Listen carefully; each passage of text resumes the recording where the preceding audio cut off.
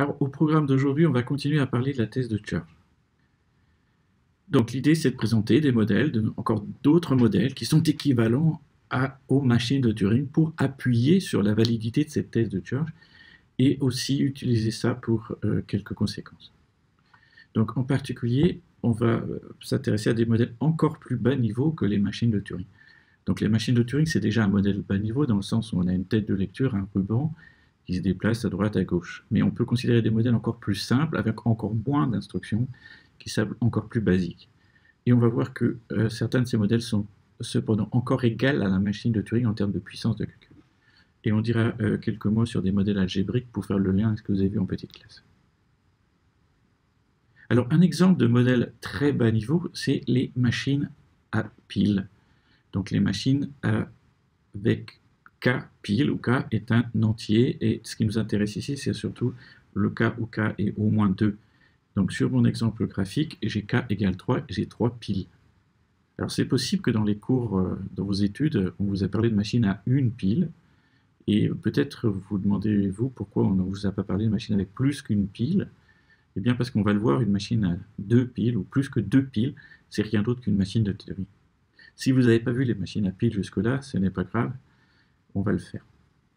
Donc, qu'est-ce que c'est qu'une machine à piles? C'est une machine qui a un certain nombre, un nombre K entier de piles, donc K égale 3 sur mon exemple. Donc, je représente mes piles ici pour une raison peut-être discutable, mais de bas en haut, dans le sens où le sommet de pile est en bas et ce que j'appelle le sommet de pile, c'est en fait le symbole le plus en bas sur ma pile.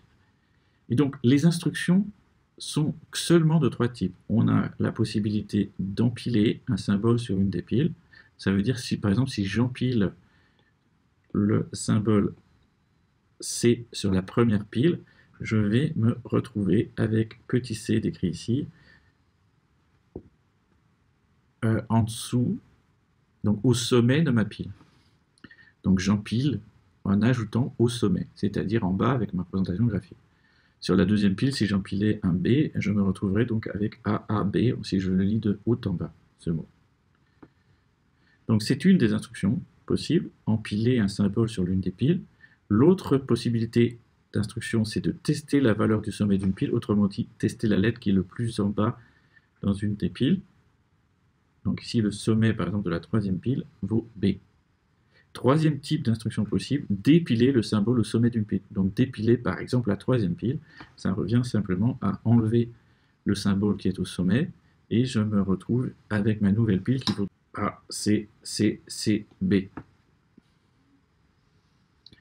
Donc on a ces 3 types d'instructions, et un programme c'est constitué d'instructions de ce type-là. Donc on a un nombre fini possible de lignes d'instructions qui vont correspondre à des états internes. Ici c'est Q3, mais dans un ensemble fini d'états. Et suivant ce que l'on lit au sommet d'une pile, on peut aller vers une autre instruction, ou éventuellement empiler un symbole sur une des piles, ou dépiler le symbole au sommet d'une pile. Ok, j'en dis pas plus sur la définition formelle de ce que c'est que ces machines à piles, mais ce que je veux vous dire, c'est qu'une machine de Turing et une machine à 2 piles, c'est essentiellement la même chose en termes de ce que ça peut calculer. Toute machine de Turing peut être simulée par une machine à 2 piles. Et bien sûr, réciproquement, si vous avez une machine à 2 piles, vous pouvez la simuler par un programme informatique et en utilisant les arguments de la semaine dernière sur la thèse de Church, donc par une machine de Turing. Donc ce qui est surprenant, c'est qu'une machine de Turing peut se simuler par ce modèle où je n'ai que 2 piles et que ces instructions. Donc je suis en train de simuler une machine de Turing par quelque chose qui est encore plus rudimentaire, avec encore moins d'instructions a priori, de type d'instruction. La preuve est en fait assez simple et très graphique. C'est de voir une machine de Turing comme simplement, en fait, un autre nom pour une machine qui a 2 piles. Parce que si j'ai une machine de Turing qui travaille sur un ruban, qui contient par exemple ici informatique, eh bien l'idée c'est de voir ce qu'il y a à droite de la tête de lecture comme une pile et ce qu'il y a à gauche de la tête de lecture comme une autre pile. en s'arrangeant pour que les écrire dans l'ordre tel que le sommet de la pile correspond à ce qui est en face de la tête de lecture, et ce qui est le sommet de la pile qui correspond à ce qui est à gauche correspond au symbole directement à gauche de la tête de lecture. Autrement dit, j'ai une configuration comme celle-là, je la code, je la vois comme deux piles, une des piles codant ce qui est à gauche et l'autre pile codant ce qui est à droite. Et du coup, les instructions d'une machine de Turing, c'est quoi?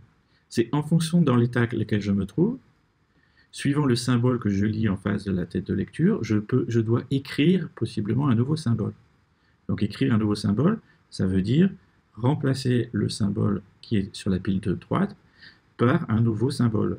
Et supposons que par exemple c'est écrire A, en fait ça se fait comment en termes d'instruction de machine à pile? Eh bien je dépile et j'empile A. Ça aura pour conséquence d'avoir écrit A en face de la tête de lecture avec ce codage.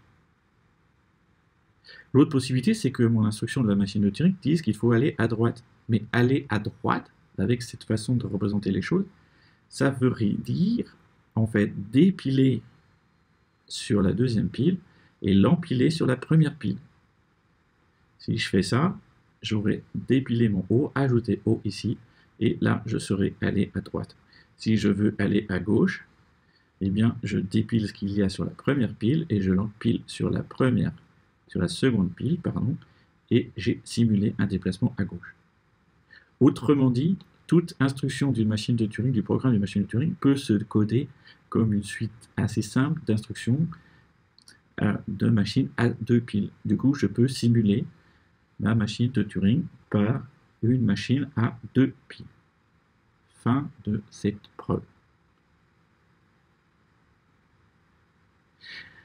Alors, encore un autre exemple de machine rudimentaire, les machines à compteur. Donc, cette fois, ce n'est pas des machines qui ont des piles, mais qui ont des compteurs, c'est-à-dire des registres qui contiennent des entiers naturels. Et on n'a que trois types d'instructions. Tester si l'un de ces compteurs vaut 0, incrémenter un de ces compteurs ou décrémenter un compteur. On suppose au départ que tous les compteurs sont à 0, sauf peut-être celui qui code une entrée si on veut coder un calcul sur un certain entier. Donc, les instructions, une autre façon de le dire, c'est qu'on a donc trois types d'instructions. En fait, 4 si on compte celles qui arrêtent un calcul. Des instructions qui servent à tester si un compteur est nul, des instructions qui correspondent à incrémenter un compteur, et des instructions pour décrémenter un compteur. Donc voici un exemple de programme avec trois compteurs qui est représenté ici. Et donc si je fais tourner ce programme avec, donc là je représente la valeur du premier compteur, ici du deuxième compteur, et ici du troisième compteur. Au départ, je pars avec 3, 2, 0. Bon, c'est pas conforme à ma convention que tous les compteurs sauf 1 sont nuls, mais c'est pour vous donner un exemple de ce qui se passerait si on partait avec 3, 2, 0 dans les compteurs 1, 2 et 3. Donc à ce moment-là, je pars avec l'instruction est-ce que is 0, 1, 5, 2. Donc je teste si le compteur 1 vaut 0. Si oui, je vais à l'instruction 5, sinon je vais à l'instruction 2. Donc là, en l'occurrence, ça vaut 3, ce n'est pas 0. Donc je passe à l'instruction 2. Dans l'instruction 2, ça me dit de décrémenter le premier compteur. Donc je me retrouve avec 2, 2, 0. Et je passe à l'instruction suivante, qui est l'instruction 3. Elle dit d'incrémenter le troisième compteur. L'instruction suivante, 4, me dit d'incrémenter le troisième compteur. Et aller à l'instruction 1. Instruction 1, je teste si mon premier compteur est 0. C'est toujours pas le cas. Je décrémente le premier compteur, j'incrémente le troisième compteur, j'incrémente le troisième compteur. Et je retourne à l'étape 1. Le premier compteur ne vaut toujours pas 0, et je recommence, je refais une boucle. Cette fois, le premier compteur vaut 0, je vais donc à l'instruction 5 et je m'arrête. Qu'est-ce que fait ce programme? Il est parti avec la valeur 3 dans le premier compteur, et il se retrouve à s'arrêter avec le dernier compteur qui vaut 6. En fait, ce compteur fait une multiplication par 2. Il multiplie la valeur du compteur 1 par 2 et le place dans le compteur 3.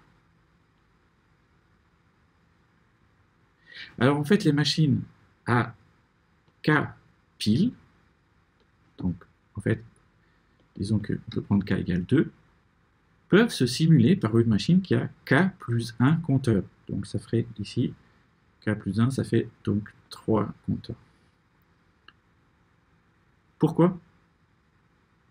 Eh bien, c'est une astuce. Je vois une pile, donc une pile c'est un mot, comme un entier, en le codant dans la base qui va bien. Si mon alphabet contient R lettres, ben je prends la base R.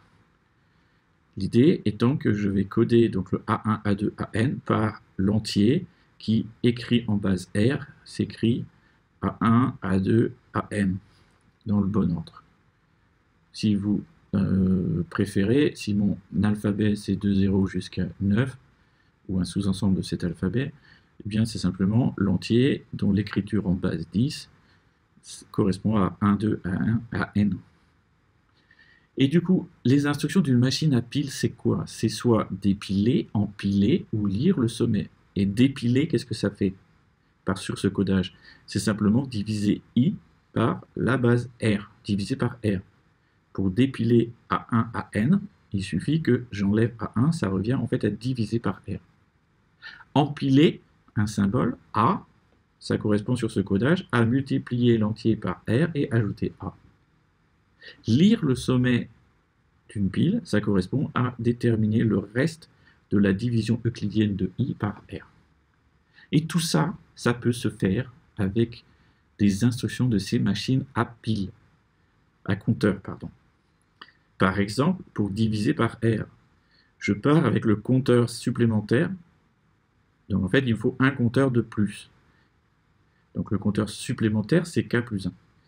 À 0, je le décrémente le compteur I de R et j'incrémente le compteur supplémentaire de 1. Je répète cette opération jusqu'à ce que le compteur I atteigne 0.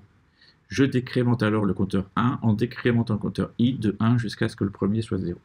Autrement dit, en fait, je généralise le principe précédent qui faisait la multiplication par 2 par quelque chose qui va tout simplement diviser par R. Ça veut dire que tout à l'heure, pour une décrémentation, j'avais 2 incrémentations. Ici, j'aurai R décrémentation pour une incrémentation, de façon à transférer la valeur du registre I, du compteur I, dans le compteur supplémentaire d'indice K plus 1, et ensuite je retransfère la valeur que j'obtiens, qui est I divisé par R, au bon endroit.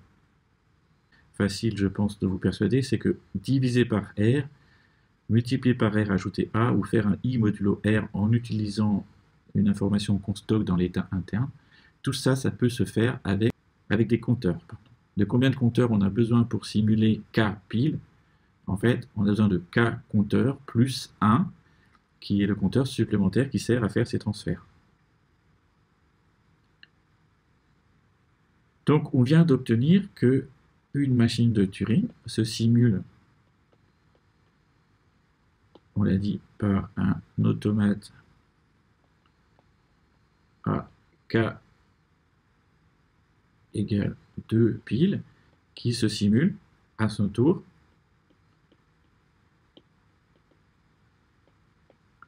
par une machine à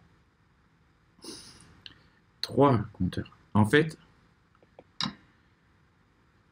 2, donc on obtient qu'une machine de Turing du coup se simule avec 3 compteurs. Mais en fait, on peut le faire avec 2. Parce que je vous affirme que tout ce que vous savez faire avec une machine à 3 compteurs peut se faire avec seulement 2 compteurs. Donc une machine de conséquence, une machine de Turing se simule en fait par une machine avec seulement 2 compteurs. Et pourquoi est-ce que c'est vrai que on peut toujours faire simuler 3 compteurs par exemple avec 2 compteurs? C'est une nouvelle astuce. La réciproque est encore vraie, c'est l'astuce suivante que je vais illustrer pour le cas où j'ai 3 compteurs. L'idée, c'est qu'on va coder 3 compteurs, donc I, J et K, 3 entiers, par un unique entier, en utilisant l'écriture à l'aide des nombres premiers. Donc 2, 3, 5 sont des nombres premiers et on code i, j et k par l'entier 2 puissance i, 3 puissance j, 5 puissance k. Donc on code un triplet par un seul entier. Il y a un des compteurs qui stocke cet entier et l'autre compteur sert à faire et utilisé comme compteur supplémentaire et donc va servir à faire des multiplications, divisions, des modulos pour faire la simulation. Pourquoi est-ce que ça marche et ça suffit? Que veut dire tester si le compteur i vaut 0? En fait, c'est simplement tester si m est divisible par 2 ou pas. Tester si le compteur j vaut 0, c'est tester si m est divisible par 3 ou pas. Tester si le compteur k vaut 0, c'est tester si m est divisible par 5. Incrémenter le compteur i avec ce codage, c'est multiplier m par 2. Décrémenter le compteur i, c'est diviser m par 2. Et même chose pour les autres compteurs. Donc par exemple pour le troisième compteur, décrémenter k, c'est diviser m par 5 sur cet codage. Incrémenter k, c'est multiplier m par 5. Donc du moment que je sais multiplier par 2, diviser par 2, ou par 3, ou par 5, etc., ou faire des calculs modulo 2, 3, 5, je suis capable de simuler ma machine à 3 compteurs avec 2 compteurs.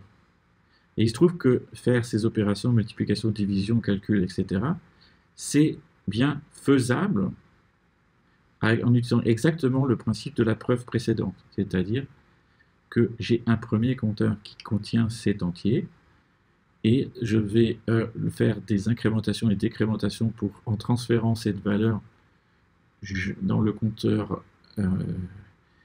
numéro 2, puis du compteur numéro 2 vers le compteur numéro 1, de façon à faire des multiplications par 2, des divisions par 2 ou des modules. Donc on fait exactement comme dans la preuve précédente pour simuler avec 2 compteurs les opérations dont on a besoin sur ce codage.